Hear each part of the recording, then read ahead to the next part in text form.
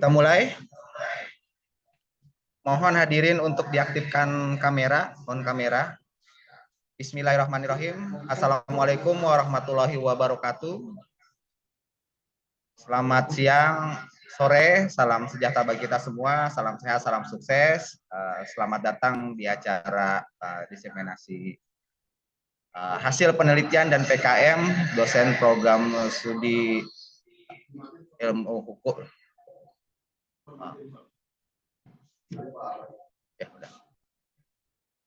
Diseminasi hasil penelitian dan PKM dosen prodi studi hukum Universitas Pamulang kampus. Yang saya hormati Pak Wakil Dekan Bapak Edi Mulyanto SHM Hum. Yang saya hormati Pak Kaprodi Pak Bima Guntara SHMH. Yang saya hormati Bapak Ibu dosen dan rekan-rekan mahasiswa. Selamat datang di acara diseminasi hasil penelitian dan PKM dosen prodi ilmu hukum Universitas Universitas Pamulang kampus Serang. Puji syukur atas kehadiran Allah Subhanahu wa taala, atas rahmat dan karunia-Nya kita dapat hadir dalam acara diseminasi hasil penelitian dan PKM. Ini di mana penelitian dan pengabdian kepada masyarakat merupakan kewajiban yang harus dilaksanakan oleh sivitas akademika pada perguruan tinggi mau negeri maupun swasta sebagai implementasi daripada Tridharma pendidikan. Dalam pelaksanaan penelitian dan pengabdian kepada masyarakat, program studi hukum Universitas Pamulang SKDU Serang mengacu pada Tridharma perguruan tinggi dalam pelaksanaan melibatkan segenap sivitas akademika, yaitu dosen, mahasiswa, tenaga pendidik.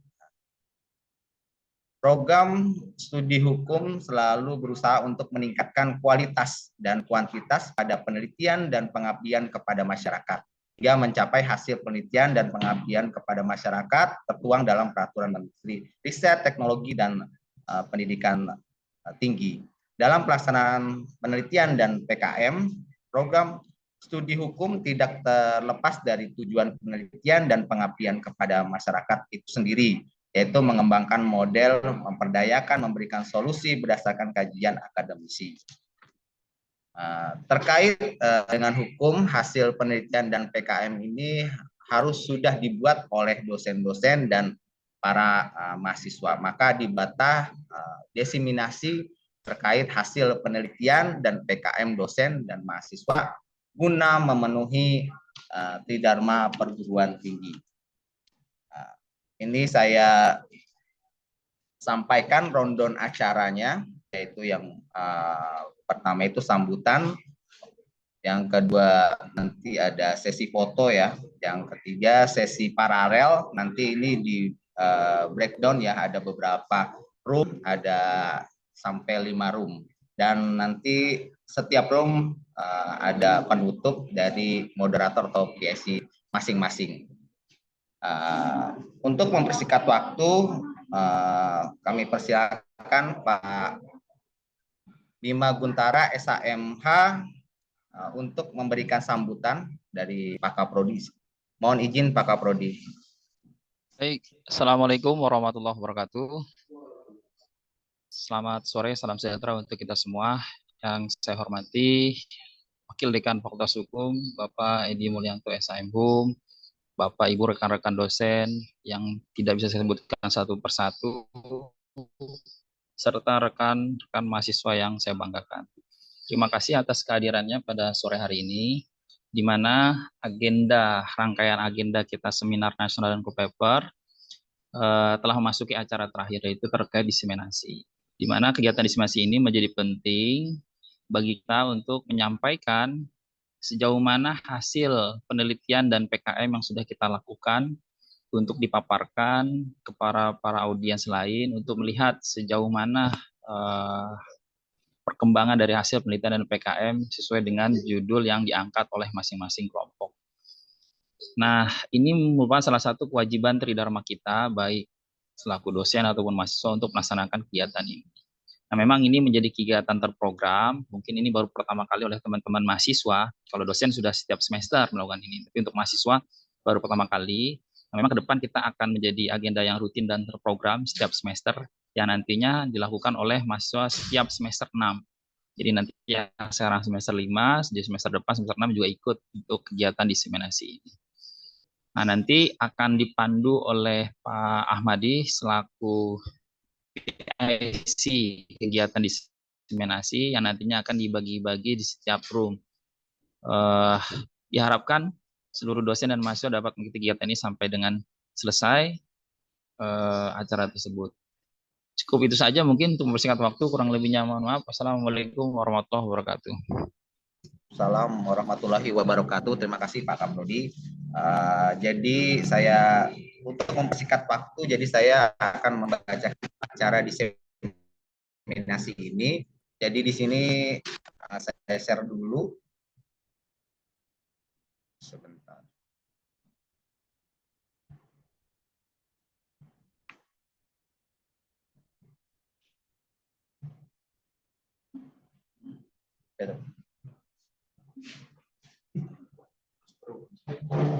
Belum terlihat share-nya? Belum. Belum.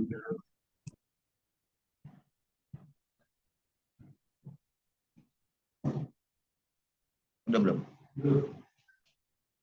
Belum, Pak.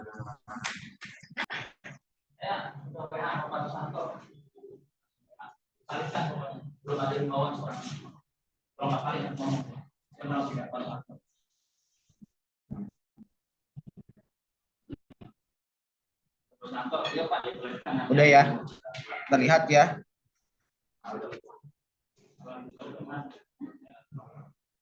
Ya ini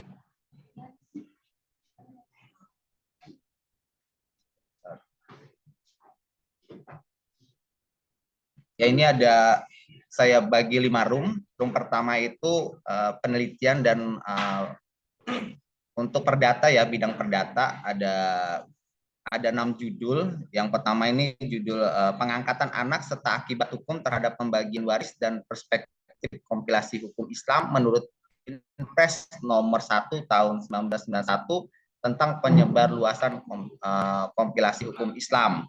Nah, ini ada nama pemakalahnya Ibu Rizky Amelia, SHMH dan rekan.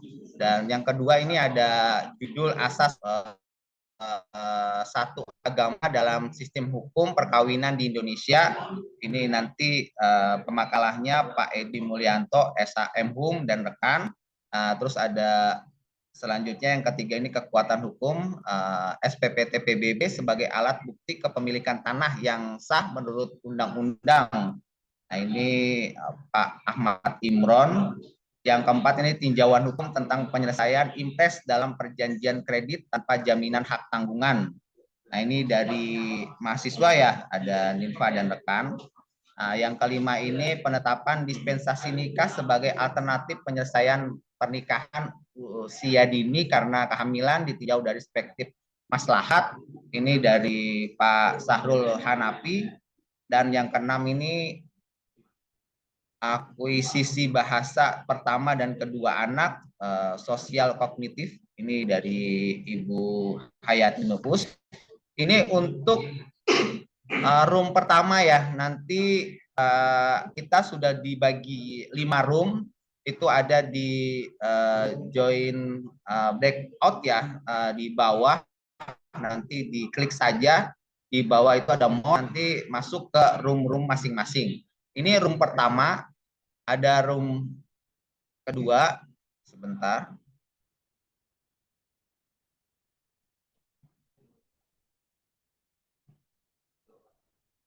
Nah, ini ada room kedua, ini sama penelitian juga, jadi room 1 dan room 2 sampai room 3 ini penelitian. Nah, room 1 tadi penelitian di bidang perdata, room 2 ini penelitian di bidang pidana, dan room 3 ini penelitian di bidang HTN. Nah, ini yang room 2 IC-nya itu Ibu Suci Kusumwardani, tadi yang room 1 itu PIC-nya nanti ada moderatornya setiap room, yaitu ada yang room 1 itu ada Bu Amel, Amelia Rizky. Nah ini room 2, Bu Suci, ini ada 6 judul artikel nanti yang dipresentasikan. Yang pertama itu penerapan restorasi justice terhadap pelaku tindak pidana narkotika pada tahap penyelidikan. Nah ini nanti Ibu Suci Kusumawardani. Yang kedua penerapan pasal 340 KUHP mengenai tindak pidana pembunuhan berencana. Ini dari Pak Bima Guntara. Lanjut yang ketiga ini judul implementasi peraturan Menteri Pendidikan, Budaya, Riset dan Teknologi nomor 30 tahun 2021 tentang pencegahan dan penanganan kekerasan seksual di lingkungan perguruan tinggi pada Universitas Pamulang. Nah ini dari mahasiswa ya, para mahasiswa ini Haromain Gifari dan rekannya.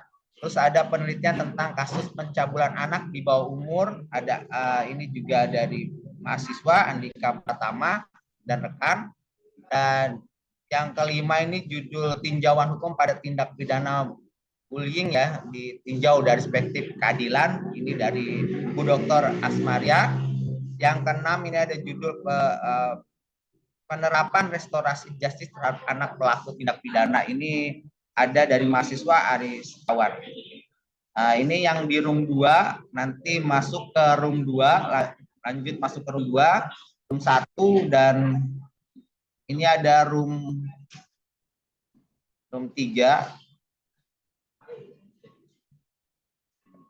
Nah ini ada room 3. Room 3 ini ada 7 judul. Ini masih penelitian ya, tetapi di bidang HTN. Ini ada Pak Amalul Arifin, nanti masuk dalam room 3 dan rekannya. Terus ada Pak Dede Firdaus Suryadi dan rekan, ini masuk dalam room 3. Terus Pak Franky Eko Karsono dan rekannya, ini masuk dalam room 3. Yang keempat Agus Supriano, ini Supiono ya, ini room 3. Terus yang kelima itu Pak Sugiyadi, ini di room 3. Terus Ibu Revani Pareta Sugiarto, ini di room 3. Terus juga Setiaji Kusuma, ini di room 3. Nanti masuk ke room masing-masing. Terus kita lanjut ke room 4 dan room 5. Ini room 4, ini bagian PKM. Jadi saya pisahkan room penelitian dan PKM. Kalau PKM itu dari room 4 sampai room 5. Ini room 4 ini ada Pak Ahmad Imron, ada Pak Edi Mulyanto, ada Bu Nurul Wahyuni, Ibu Arafatus, dan Bu Hayati Nukus. Ini masuk dalam room 4 di bidang PKM keperdataan. Terus ada room 5. Room 5 ini PKM juga, tapi di bidang pidana dan HTN. Itu ada 5 judul, silakan masuk. Ada Pak Andre, Ibu Fridayani, ada Pak Dede Firdaus, dan Pak Muhammad Bintang. Nah ini ada di room 5. Jadi Bapak sama Ibu dan para mahasiswa bisa masuk room masing-masing yang ada di more ya, ada di Zoom-nya masing-masing. Sebentar.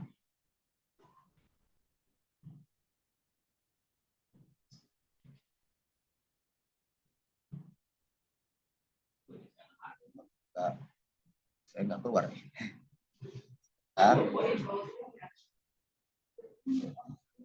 Ya. Ya ini ada di bawah ya, Bapak sama Ibu, ada di bawah itu ada join breakout room atau di more. Kalau yang sudah buka di more itu sudah langsung keluar, ada di join breakout room, atau yang sudah diklik join back room-nya itu langsung terlihat. Nah diklik saja join back room. Nah di situ ada 5 room. Room pertama, room kedua, room ketiga, dan room kelima yang sudah saya tadi share, dan juga saya sudah share ke WA ya, WA juga. Dan silakan masing-masing pemakalah masuk dalam room tersebut. Nanti dipandu oleh PIC dan moderator masing-masing. PIC yang pertama itu room pertama itu Ibu Rizky Ame Suma Wardani. Yang room 3 itu ada Pak Dede. Yang room 4 itu ada Bu Nurul. Dan room 5 ada Pak Bintang. Jadi nanti masing-masing akan memandu untuk jalannya diseminasi penelitian dan PKM. Oke.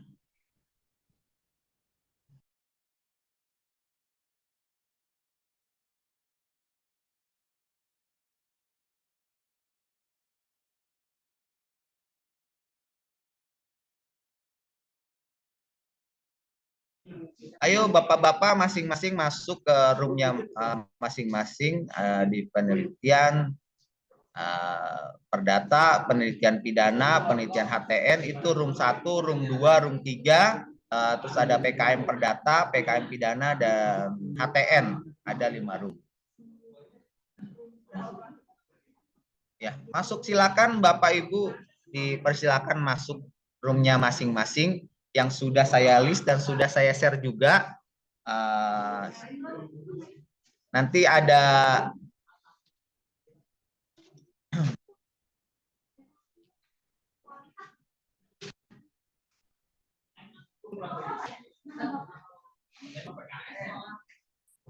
Oke Bapak Ibu ya, silakan masuk ke roomnya masing-masing. Amadi, ada dibungkus, Cinta terus, Kamalul, Rimon.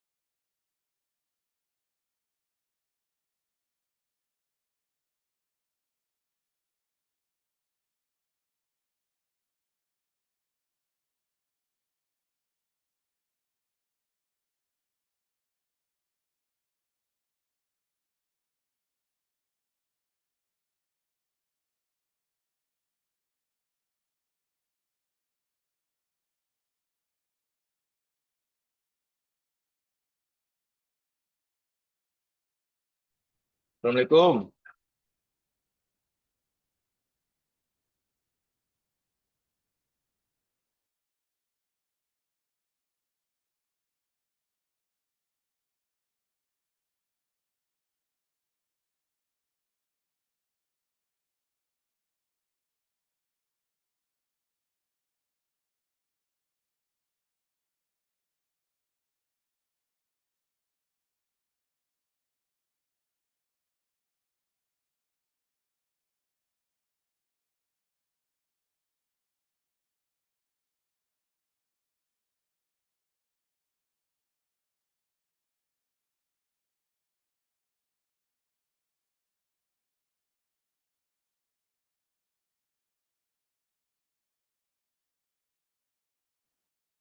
Waalaikumsalam warahmatullahi Waalaikumsalam warahmatullahi wabarakatuh.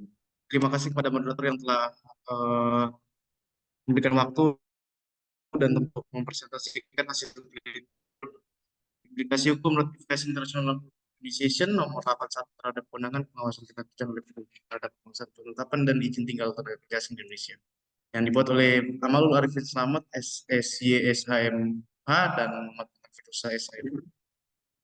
International Labour Organization merupakan badan PBB yang bertugas memajukan kesempatan bagi laki-laki dan perempuan memperoleh pekerjaan yang layak dan produktif. Konferensi Umum Organisasi Perburuan Internasional setelah menerima beberapa usulan yang berkaitan dengan pengorganisasian pengawasan ketenagakerjaan dalam industri dan perdagangan yang merupakan agenda keempat persidangan, dan setelah menetapkan bahwa usulan tersebut harus berbentuk pengawasan ketenagakerjaan nomor tahun 1947. Istilah pengawasan dalam kamus umum Assalamualaikum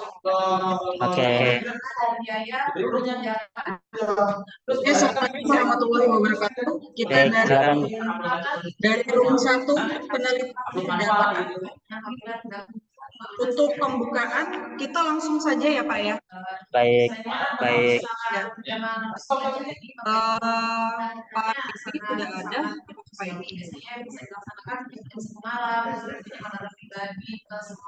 Pak itu belum masuk.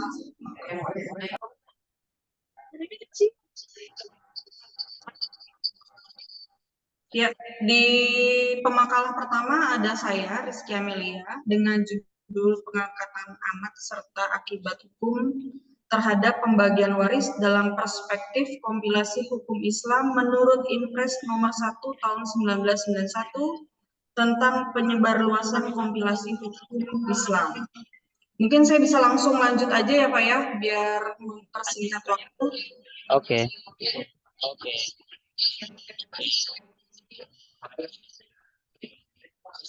Di sini adalah pembahasan tentang adopsi atau anak angkat dalam proses mengambil anak non biologis dan berniat untuk membesarkan dan memperlakukannya seolah-olah itu anak sendiri. Anak angkat adalah seorang yang tidak mempunyai hubungan saudara dengan orang tua angkatnya, namun tetap diberikan kasih sayang dan perhatian yang sama seperti anak dalam rangka memenuhi kebutuhan dasarnya. Lalu, sebagaimana diatur dalam peraturan hukum perdata, anak angkat di Kitab Undang-Undang Hukum Pidana.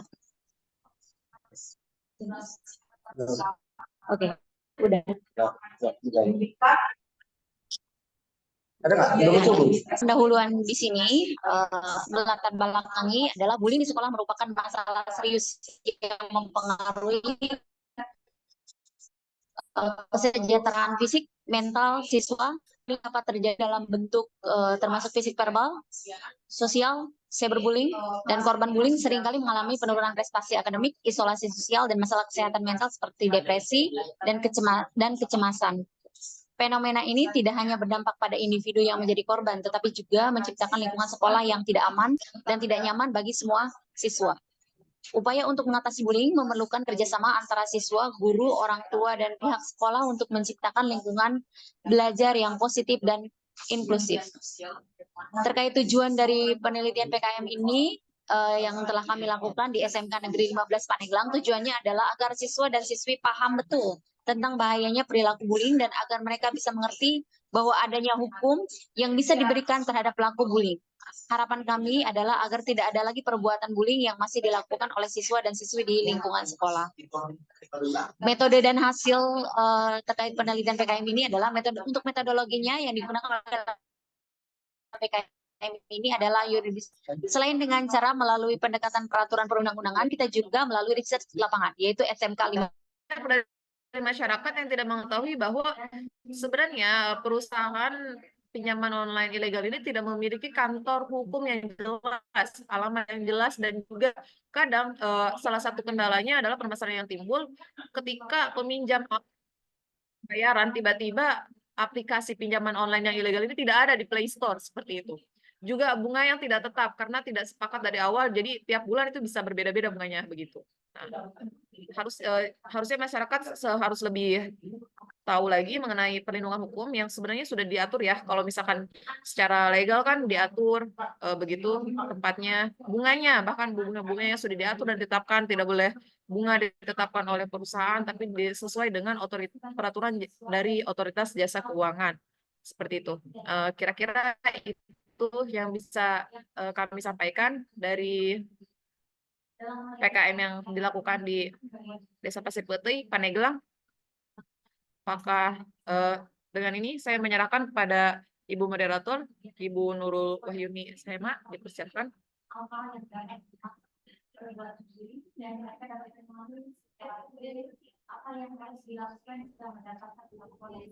Terima kasih kepada Bu Dede Ika.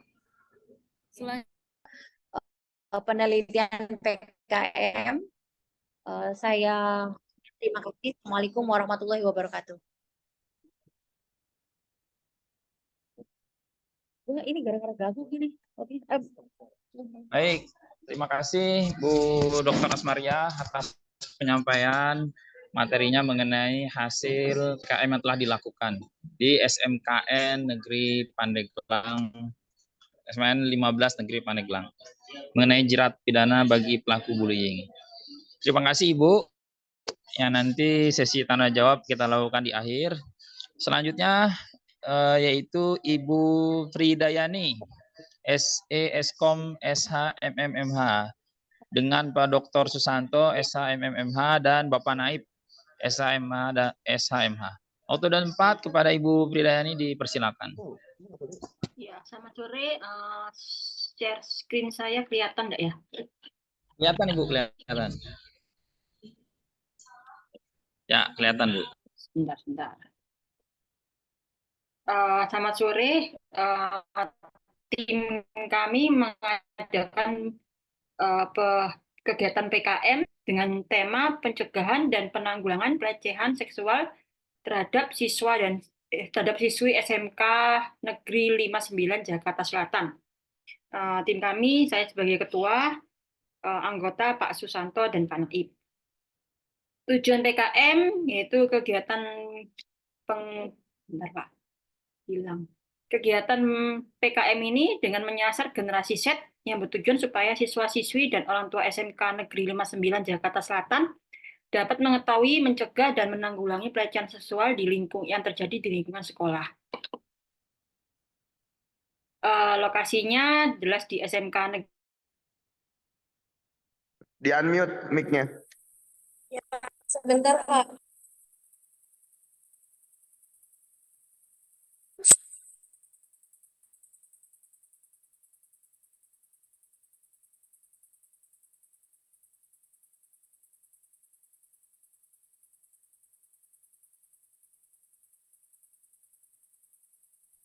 Silakan Bu Reva. Ini saya belum bisa share screen, Pak.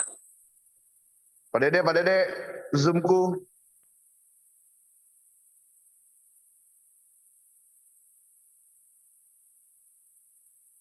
Karena masih Pak Bintang, Pak, yang share screen.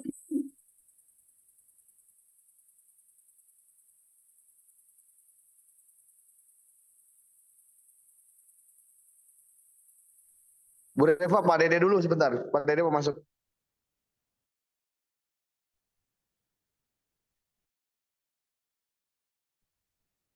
Ya silakan Pak Dede. Dede Firdaus, silakan.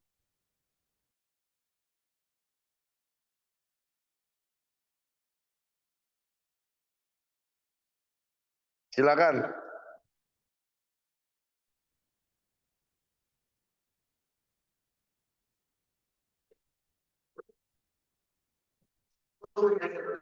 Hah?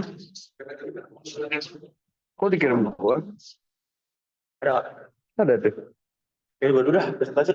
Ya udah presentasi cepet sana. Di sini aja, Nebek. Oh. Ini kan lu ada. Ya gua kan host itu. Oke, sok mulai. Bismillahirrahmanirrahim. Assalamualaikum warahmatullahi wabarakatuh. Waalaikumsalam warahmatullahi wabarakatuh. Izin Bapak Ibu teman-teman mahasiswa, saya presentasi duluan karena memang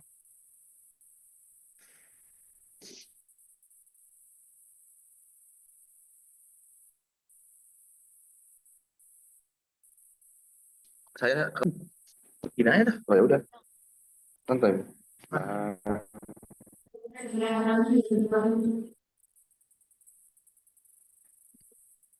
Ya. Ya udah nih.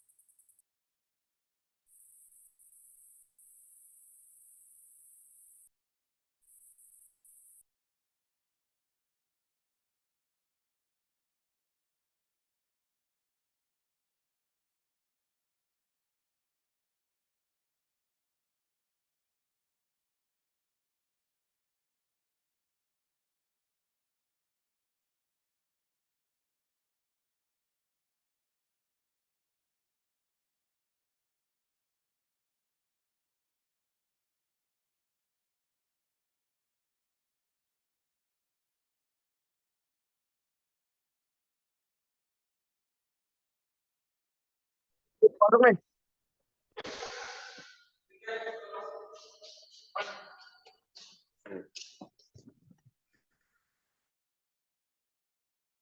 Ya, kedengeran nggak suara saya?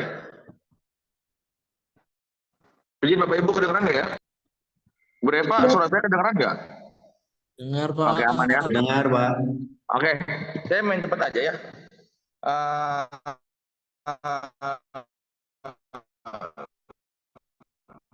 Penelitian nih. PKM nggak? PKM ini penelitian nggak bang? Yang kirim ini? Penelitian dulu ya. Ini penelitian. Penelitian ya. Penelitian saya berjudul Kedudukan dan Kewenangan Komisi Penyiaran Indonesia dengan Lembaga Sensor Film mengenai kepastian hukum dalam bidang penyensoran. Nah, ini itu kenapa? Ada alasan dibalik kenapa? Iya kan? Ada alasan dibalik kenapa saya mengambil judul ini. Karena pada dasarnya ini berawal dari anaknya Bu Ara. Pada saat itu anak hobinya non kartun. Kemudian ada salah satu kartun yang memang disensor, padahal itu tidak berbentuk manusia. Bagian payudara, mohon maaf, bagian payudara disensor, tapi tidak berbentuk manusia. Atas dasar keresahan itu, maka muncul pertanyaan-pertanyaan. Kemudian, lantas bagaimana sih tahapan-tahapan penyensoran dan lembaga mana yang berwenang untuk terkait dengan penyensoran di televisi gitu loh. Nah, atas dasar itu lahirlah penelitian dengan judul Kedudukan dan Kewenangan Komisi Penyiaran Indonesia dengan Lembaga Sensor Film mengenai kepastian hukum dalam bidang penyiaran. Tujuan utama di balik adanya penelitian ini pertama pasti untuk mengetahui dan menganalisis bagaimana sih kedudukan kewenangan KPI, saya singkat, dan Lembaga Sensor Film dalam upaya penegakan hukum atas dasar kepastiannya. Tujuan kedua pastinya untuk mengetahui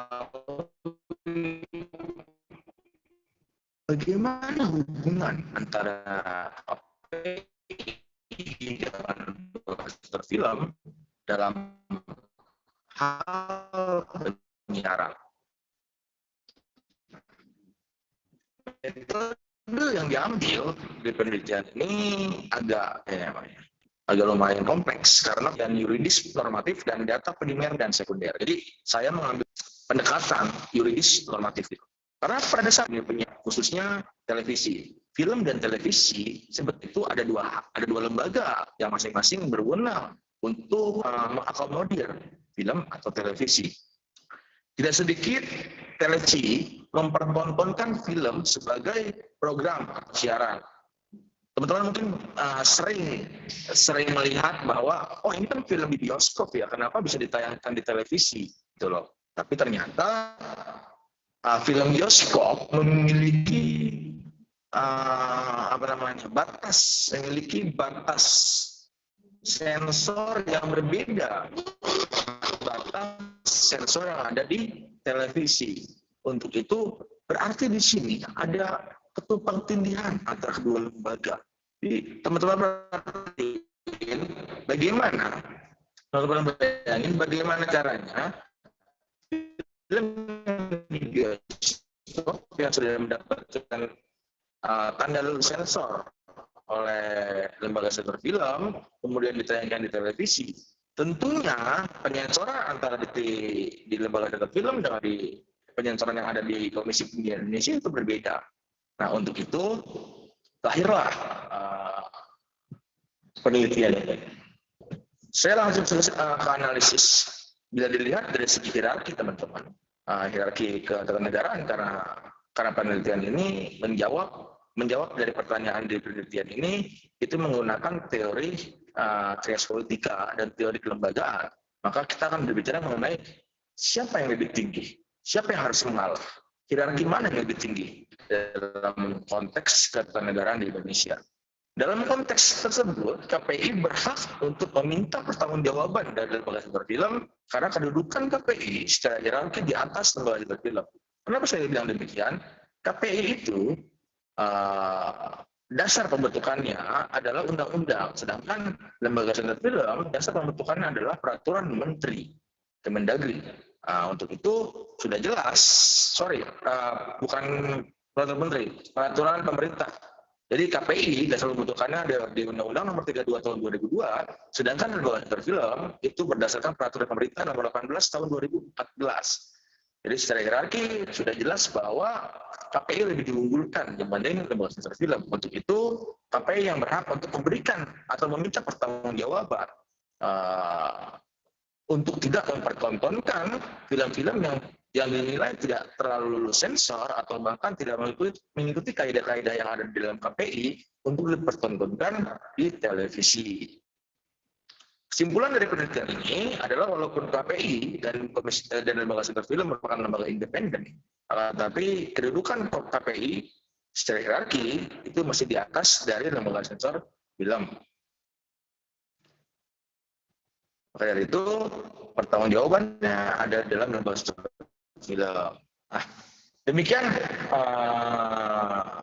paparan materi secara singkat karena untuk mempersingkat waktu ya, oleh sore juga terkait dengan judul penelitian saya. Kurang lebih mohon maaf. Assalamualaikum warahmatullahi wabarakatuh. Saya serahkan ke Pak Malul sebagai penanggung jawab dari room ini. Oke, baik. Terakhir mungkin dari Bu Reva. Kami persilakan Bu Reva. Silakan Bu Reva. Oke, baik Pak. Saya share screen terlebih dahulu ya Pak.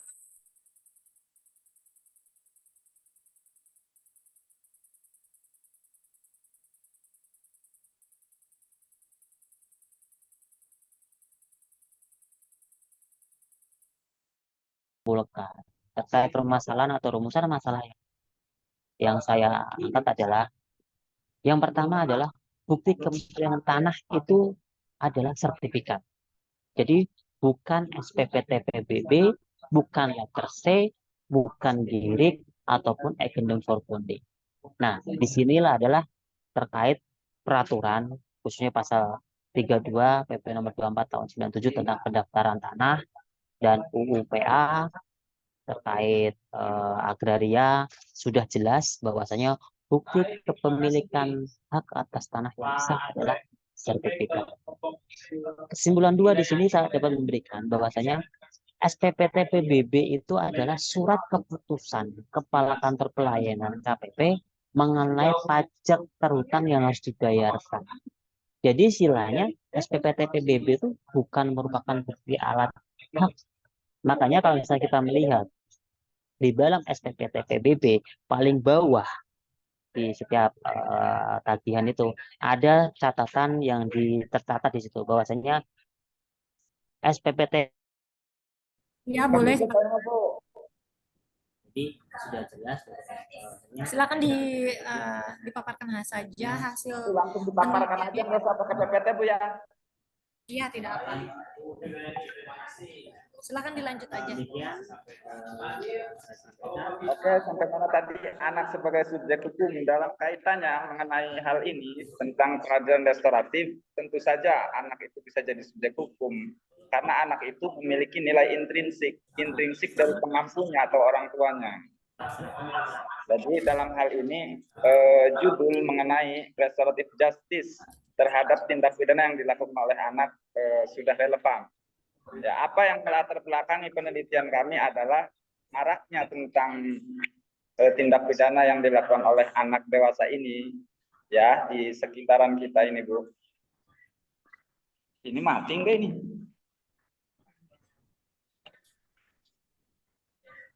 Lanjut Pak Maman.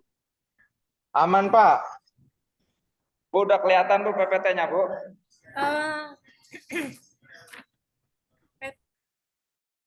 PPT-nya tidak muncul. Nggak apa-apa Pak. Ya, Lanjut aja. Iya, jadi yang melatar belakangi penelitian kami adalah maraknya tindak pidana yang dilakukan oleh anak dewasa ini, hal-hal ini ya. Ya, di mana dulu tidak pernah terjadi. Mungkin kasus ini adalah kasus konvensional di zaman sekarang ini ya. Dalam ilmu kriminologi hukum yang diajarkan Bu Suci, mungkin ini termasuk kriminalisasi. Menurut hukum Islam adalah pernikahan yaitu akad yang sangat kuat dan galizan untuk mentaati perintah Allah dan melaksanakan adalah ibadah.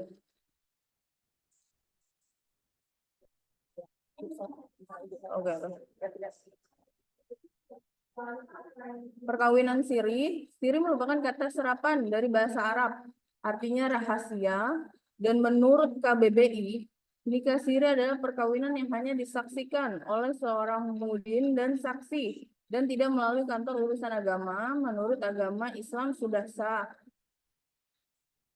Syarat perkawinan menurut Undang-Undang Nomor 174 dikatakan sah ketika dilakukan menurut hukum masing-masing agama dan kepercayaan para pihak, serta perkawinan tersebut dicatat menurut perundang-undangan yang berlaku. Menurut pasal 4 kompilasi hukum Islam, perkawinan dikatakan sah apabila dilakukan menurut hukum Islam sesuai ketentuan pasal 2 ayat 1 Undang-Undang Nomor 1 tahun 74. Tujuan perkawinan Sampaikan ke Pak Dede, boleh? Pak Malul. Baik, Pak Dede apa saya? Oh ya, oke. Satu kelompok tadi ya kelewat ya Pak Dede ya? Pak Malul ya? Iya. Oh ya, oke, silakan. Tadi karena bentrok di penelitiannya. Oke, silakan tentang penyuluhan hukum tentang kewenangan Badan Permusyawaratan Desa dalam penyusunan peraturan desa. Oke, silakan. Oke, terima kasih Pak Kaprodi dan teman-teman semua. Assalamualaikum warahmatullahi wabarakatuh. Selamat sore. Terkait dengan penyuluhan hukum tentang kewenangan Badan Permusyawaratan Desa dalam penyusunan desa, berawal dari definisi desa adalah sebuah entitas sosial yang memiliki atau peranata sosial dan kelengkapan budaya asli, serta merupakan sebuah sistem sosial yang kemudian berkembang menjadi pemerintahan yang demokratis. Dalam sistem pemerintahan negara Republik Indonesia, daerah Indonesia dibagi atas daerah-daerah besar dan dengan bentuk dan susunan BPD atau Badan Permusyawaratan Desa adalah badan pembuatan kebijakan dan pengawas pelaksanaan kebijakan desa. Anggota BPD dipilih rakyat secara langsung, bebas dan rahasia. BPD dipimpin oleh dan dari anggota BPD sendiri. BPD merupakan organisasi yang terkait dengan tata pemerintahan di desa. Peraturan desa merupakan salah satu acuan atau pedoman bagi kepala desa dalam menjalankan roda pemerintahan desa. Tujuan dari penelitian ini adalah untuk mengetahui alur proses pembuatan peraturan desa, kemudian untuk mengetahui faktor-faktor pembentukan peraturan. Metode yang dilakukan ialah metode yang digunakan dalam kegiatan pengabdian kepada masyarakat antara lain sebagai berikut. Tahap persiapan awal dalam PKM meliputi survei awal. Setelah survei ditetapkan lokasi pelaksanaan dan sasaran peserta kegiatan, kemudian penyusunan bahan dan materi pelatihan, kemudian tahap pelaksanaan dan tahap pelatihan dalam melaksanakan pengabdian. Oke, baik. Analisis dan kesimpulan yang kami peroleh setelah melakukan penelitian adalah tujuan peraturan desa. Salah satunya adalah membentuk pemerintahan desa yang profesional, efisien, dan slide-nya error, dan efektif, terbuka, serta bertanggung jawab agar desa menjadi maju dan penduduk sejahtera. Untuk mewujudkan pemerintahan yang baik, diperlukan suatu badan yang akan mengawasi kinerja pemerintahan. Kalau begini kan enak. Kinerja pemerintah desa yang merupakan wakil dari penduduk desa. BPD Desa Kecamatan Anyer yang waktu itu kami teliti diharapkan menjadi wadah atau gelanggang politik baru bagi warga desa dalam membangun tradisi demokrasi, sekaligus tempat pembuatan kebijakan politik desa serta menjadi alat kontrol bagi proses penyelenggaraan pemerintahan dan pembangunan di Desa Kecamatan Anyer. Hal ini dapat terwujud apabila BPD Kecamatan Anyer sebagai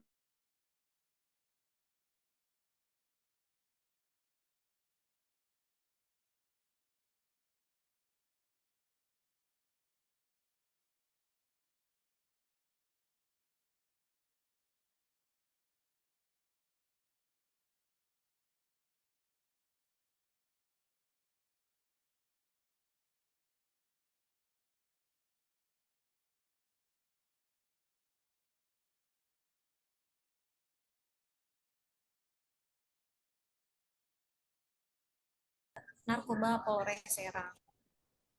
Jadi permasalahan narkotika di Indonesia ini memang masih sering marak terjadi ya. Hal ini disebabkan karena faktor pergaulan bebas yang sering terjadi di Indonesia. Dalam hal ini, pelaku pemakai narkoba masih banyak yang berkeliaran di luar sana. Hal ini sangat membuat resah masyarakat. Karena narkoba sangat menjadi faktor utama dari kehancuran masa depan ya, baik dari generasi muda, bangsa maupun masyarakat yang ada di dalamnya. Hal ini perlu disadari oleh masyarakat karena dengan adanya para pengguna narkoba ini yang berkeliaran di lingkungan masyarakat dapat merusak segala hal di lingkungan masyarakat itu sendiri.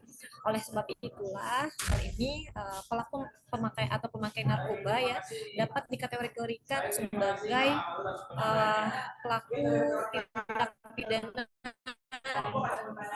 yang mana dalam hal ini bisa memenuhi unsur dalam penyidikan kasus pemakaian narkoba. Dalam kasus pemakaian narkoba ini atau narkotika ini karena semakin banyak ya sehingga dalam penyelesaian masalah pidana ini bisa diselesaikan dengan menggunakan restoratif justice yang mana dalam hal ini nantinya para pengguna narkoba dalam sistem restoratif justice ini bisa diarahkan untuk melakukan pemulihan atau biasa yang disebut dengan rehabilitasi. Kami dan juga terkait pengalaman belajar. media pembelajaran berbasis teknologi sangat menarik, apalagi interaktif ya dalam pembelajaran bahasa Inggris. Bahasa Inggris itu kaya akan kosakata, sehingga pengalaman belajarnya lebih menarik. Tantangannya adalah banyaknya harus kesiapan infrastruktur atau kompetensi guru dan biaya operasional, betul. Namun dalam pemanfaatan teknologi ini akan saling melengkapi. Seperti adanya strategi pemanfaatan dalam pembelajaran. Adanya integrasi teknologi dalam kurikulum, pelatihan guru, kolaborasi dengan pihak terkait, dan pengembangan konten digital. Contohnya adanya aplikasi pembelajaran bahasa Inggris. Banyak sekali. Contohnya Duolingo atau dengan grammar yang lain, dengan keterangan. Kok nggak bisa ya?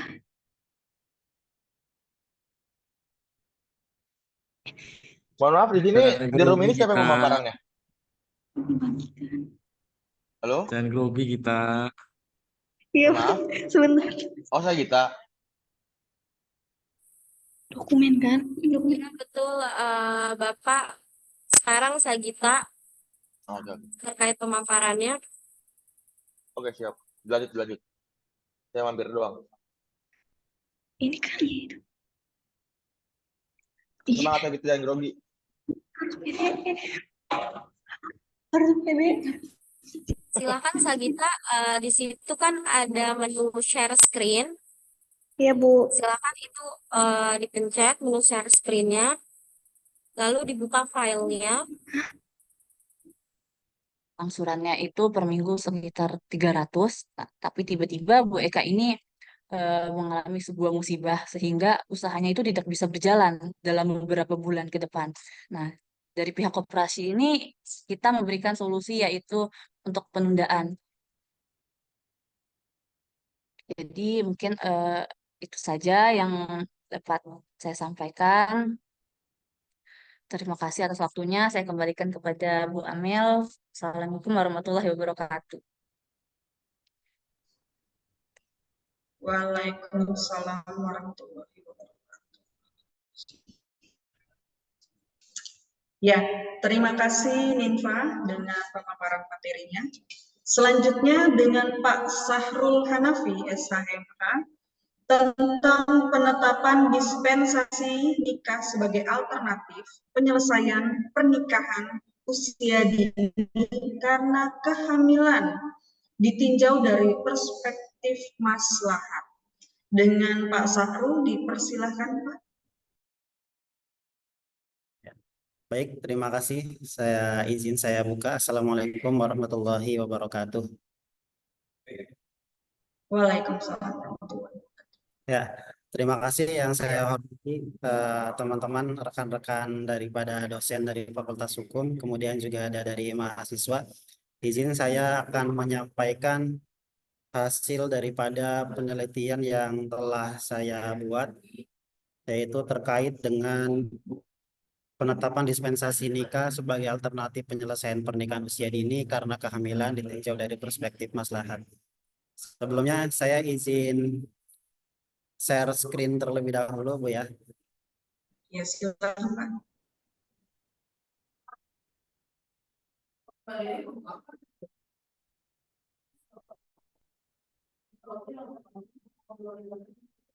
Itu semua tertuang dalam Undang-Undang Dasar kita, sehingga perlu dibuat sebuah lembaga yang memang dia independen dan mandiri sehingga bisa mengawal jalannya pemilihan dengan baik.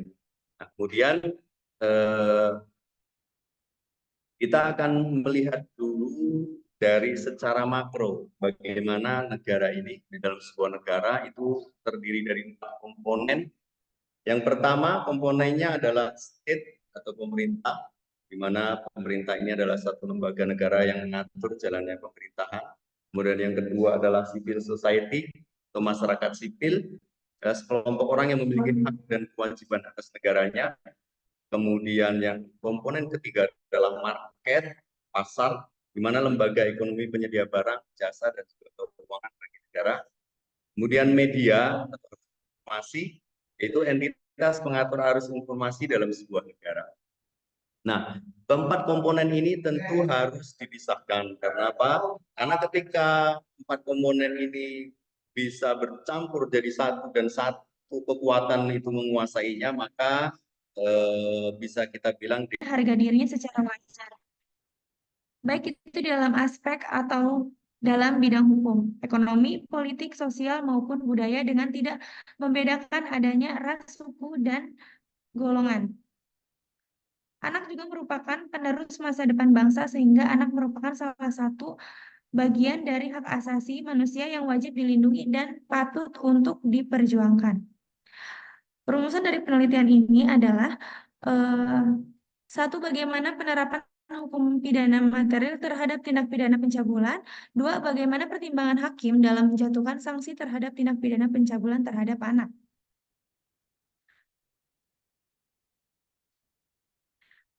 Ketentuan hukum tindak pidana pencabulan, pasal-pasal yang mengatur tentang kejahatan tindak pidana pencabulan yaitu KUHP,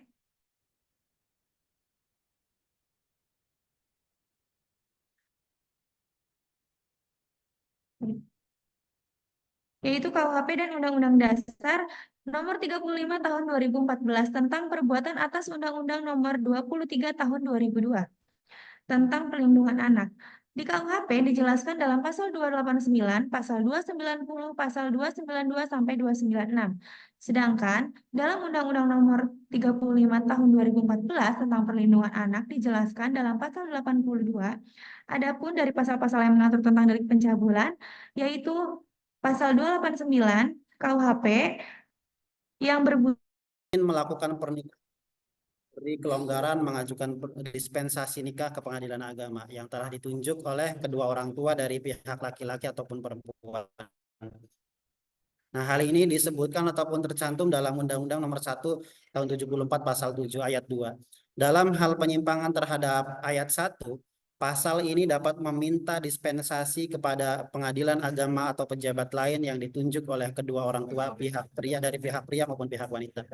Nah, ada beberapa faktor yang menyebabkan terjadinya pernikahan ini. Yang pertama yaitu faktor pribadi, kemudian juga dari faktor keluarga. Dari faktor pribadi ini, remaja terkadang saking bebasnya pergaulan dia akhirnya ingin mencoba-coba. Salah satunya adalah mencoba dengan hal yang dilarang ataupun free sex. Nah, berpotensi menimbulkan dosa. Kemudian juga ada penyelewengan daripada pernikahan itu.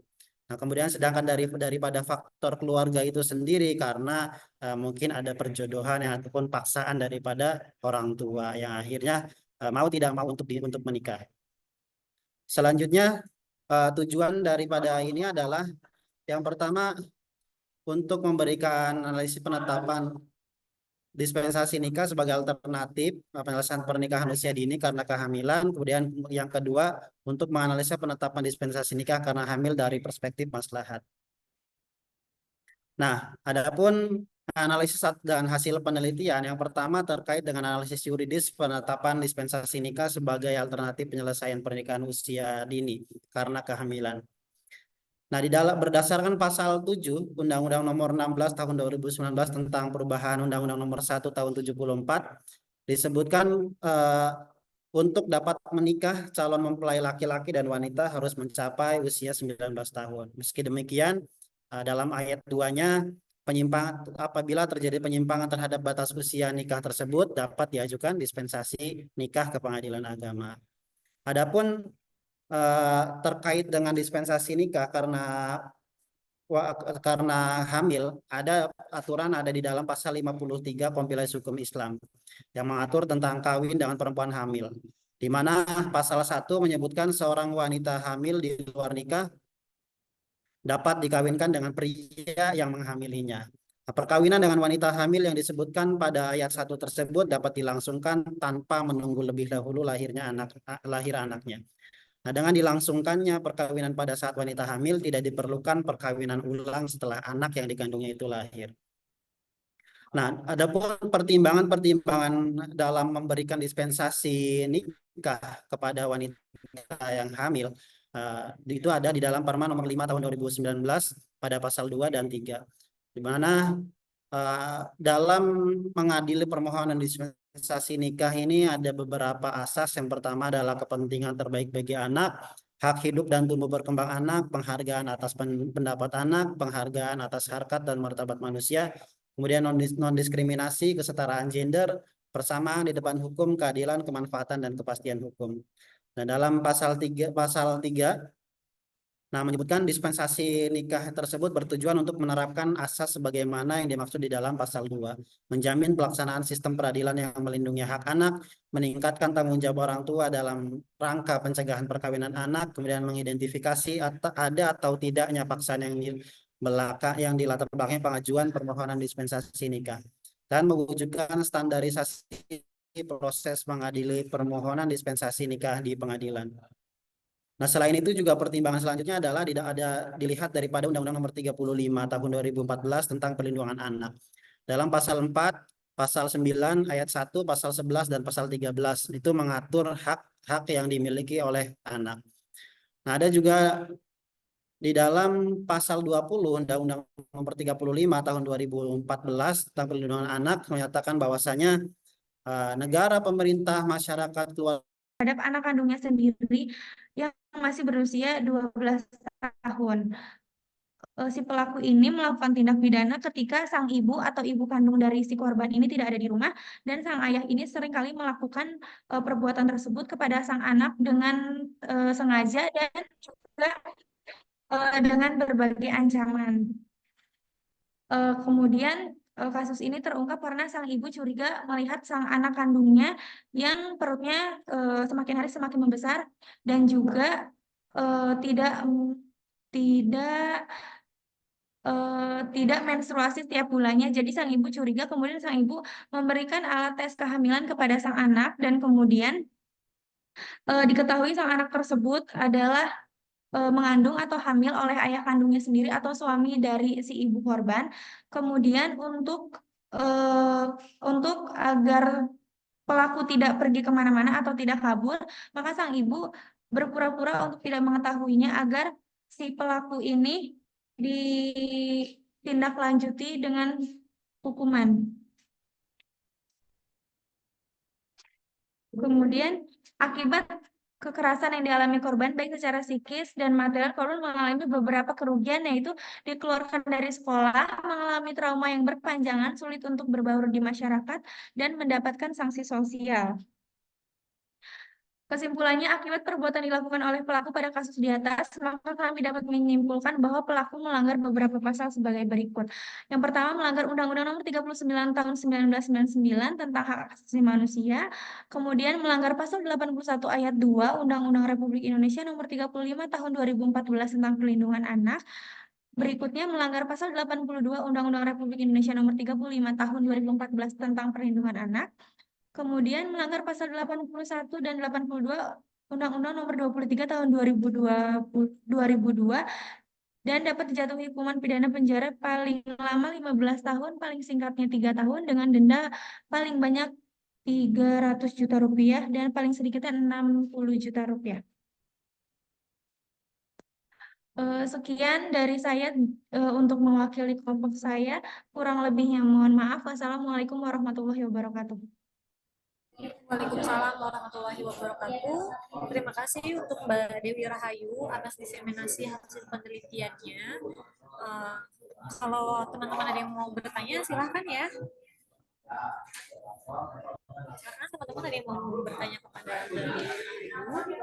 Kalau tidak ada, kita lanjut ke penelitian diseminasi yang terakhir ya, yaitu dari Bu Dr. Asmaria, SPDMH. Silakan Bu Dr. Asmaria, apakah sudah siap untuk diseminasi hasil penelitiannya? Yang ditanyakan.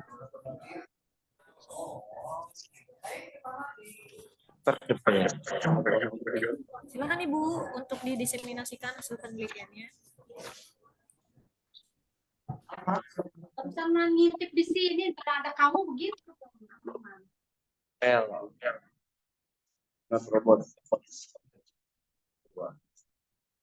Oke, enggak. Oke, sip.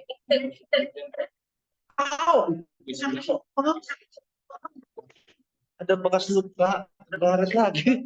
Lupa. Oke, saya akan mempresentasikan terkait penelitian mandiri dengan judul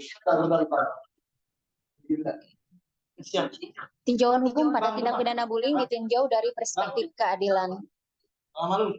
Terkait pendahuluan, ada 3 poin besar yang melatar belakangi penelitian ini. Pertama, dari data yang dihimpun oleh Komisi Perlindungan Anak Indonesia dan Federasi Serikat Guru Indonesia, di situ terlihat beberapa presentasi terkait kasus bullying. Bullying fisik, bullying verbal, bullying psikologis, dan di jenjang yang paling tinggi adalah di siswa SMA 18,75%. Pada bulan Januari Agustus terdapat 2.355 kasus pelanggaran terhadap perlindungan anak. Yang kedua adalah bullying berdampak pada kesehatan mental fisik dan dampak yang paling fatal adalah cacat sampai kematian pada korban. Yang ketiga, banyaknya kasus-kasus bullying yang tidak diproses ke pengadilan sampai tak jarang tidak mendapatkan sanksi hukuman penjara dan malah dialihkan pada sanksi pelatihan dan bimbingan hanya karena pelaku dianggap masih anak-anak. Untuk pengertian dari segi teoritis, bullying sendiri menurut Alves, bullying adalah perilaku negatif yang mengakibatkan seseorang dalam keadaan tidak nyaman, terluka, dan biasanya terjadi berulang-ulang yang ditandai dengan adanya ketidakseimbangan kekuasaan antara pelaku dan korban. Dan di bawahnya ini adalah jenis-jenis bullying: perundungan fisik, perundungan verbal, cyberbullying, pelecehan seksual, perundungan emosional. Dan ini juga menjadi latar belakang penelitian saya adalah saya mengambil rujukan beberapa kasus yang saya soroti, yang saya masukkan dalam penelitian ini. Ada 5 kasus yang saya masukkan terkait perundungan, bullying, dari mulai cacat mental sampai mengakibatkan kematian. Tujuan penelitian adalah untuk mengetahui sejauh mana peraturan perundang-undangan terhadap bullying yang dapat membawa keadilan dalam sistem penegakan hukum melalui pendekatan keadilan justisia legalis. Yang kedua, untuk tujuan penelitian adalah mengetahui sejauh mana pengaruh penegak hukum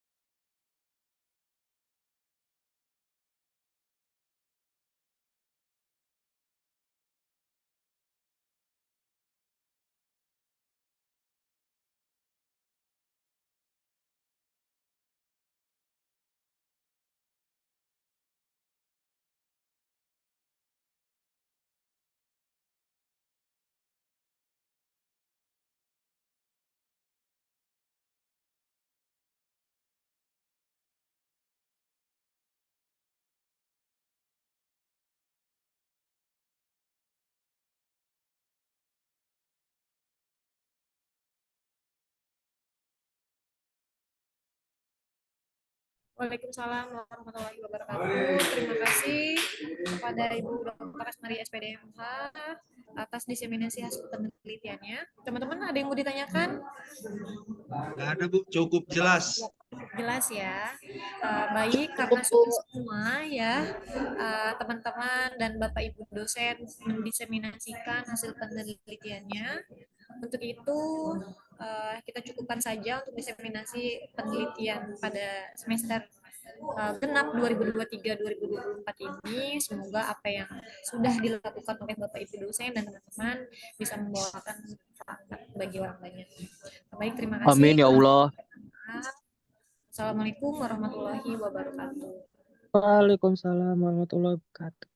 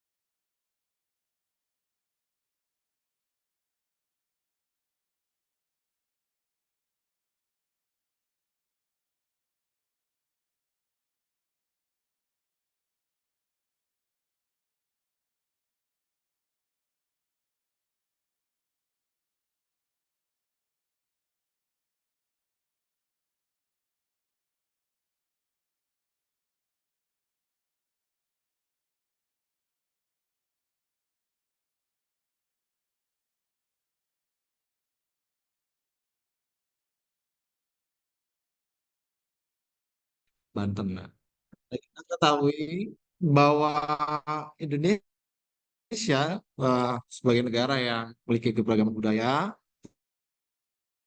untuk keberadaan masyarakat Baduy adalah sebuah identitas yang tidak bisa dikecilkan karena keberadaannya jelas, tata hukum masyarakat di dalamnya. Nah, persoalannya adalah apakah hukum masyarakat adat Baduy itu kemudian relevan dengan hukum di Indonesia, yang kemudian ini menjadi topik dalam penelitian ini. Nah, lanjut bahwa kalau kita lihat dari sisi pendekatan norma nilai budaya Baduy, ternyata pendekatan masyarakat Baduy lebih mewarisi kelestarian alam.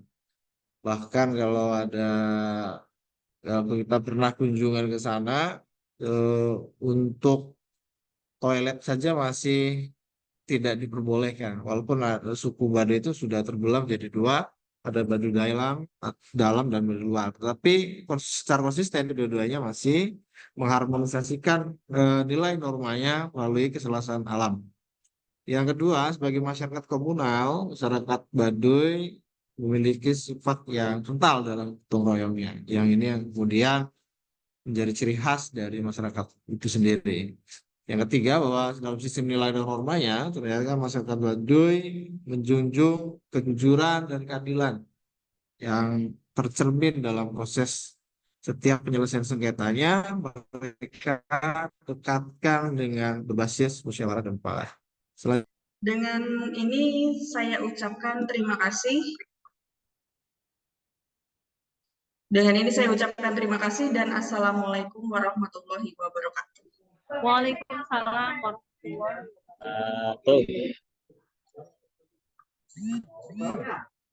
wabarakatuh. Sudah? Ya, Pak. Keluar.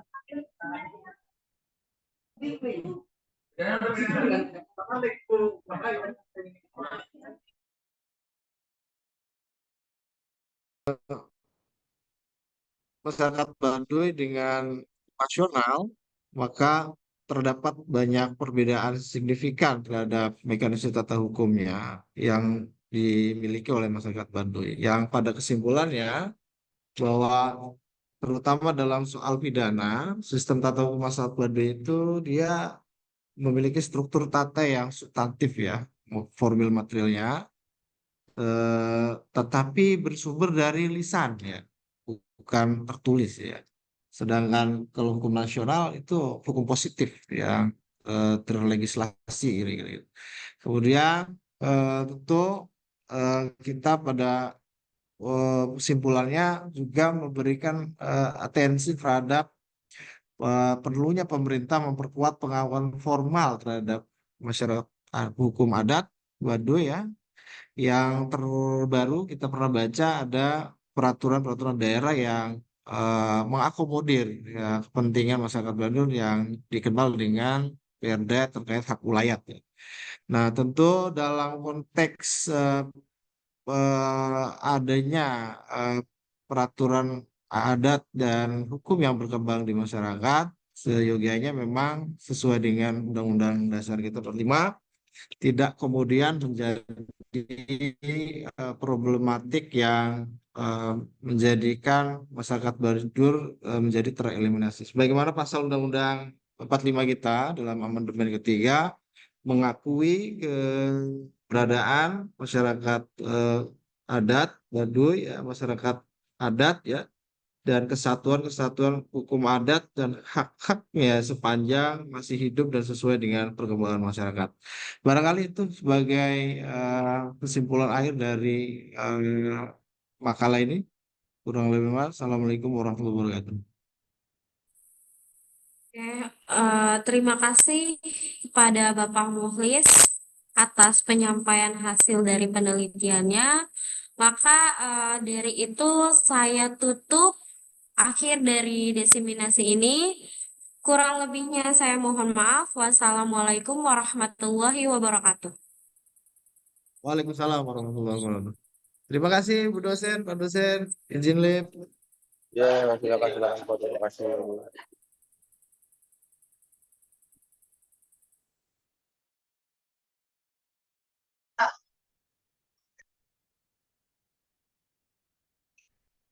Sudah semua ya? Semua udah beres kan? Kalau gitu saya akhiri diseminasi hari ini. Kurang lebih mohon maaf. Assalamualaikum warahmatullahi wabarakatuh.